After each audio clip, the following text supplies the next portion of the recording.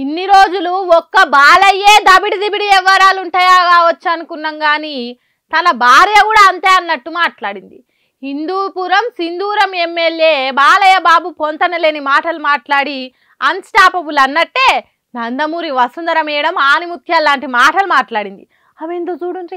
ఈ ఆగస్ట్ 15 నుంచి మనకి ఫ్రీ బస్ రైడ్ అండి. సో ఆ రోజు ఆగస్ట్ 15 మన దేశానికి స్వతంత్రం వచ్చింది. ఇవాళ ఆగస్ట్ 15 నుంచి మన ఆడవాళ్ళందరికీ స్వతంత్రం వచ్చిందండి విత్ ఫ్రీ బస్ రైడ్. ఇన్నరా ఆంధ్రప్రదేశ్ మహిళలకు ఆగస్టు 15 నుండి స్వాతంత్రం వస్తుందట. పెల బానిస సంఖ్యలు తెగిపోతాయట.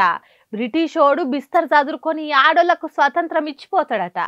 అదేంది, ఇంకా ఆడోళ్ళకి స్వాతంత్రం రాలేదా? 1947లోనే ఆడోళ్ళకి మొగోళ్ళకి కలిపి రాలేదా? అప్పుడు మొగోళ్ళకే వచ్చి ఇప్పుడు ఆడోళ్ళకి వస్తున్నదా అని పరిశాన్ అవుతున్నారా? అట్లా ఏం కాకుండా కానీ, ఎందుకంటే ఆంధ్రప్రదేశ్ రాష్ట్రంలో ఆడోళ్లకు ఫ్రీ బస్ పథకం రాబోతున్నదట ఆగస్టు 15 నుంచి. దాని గురించే బాలయ్య బాబు భార్య వసుంధర మేడం గిట్ల మాట్లాడింది.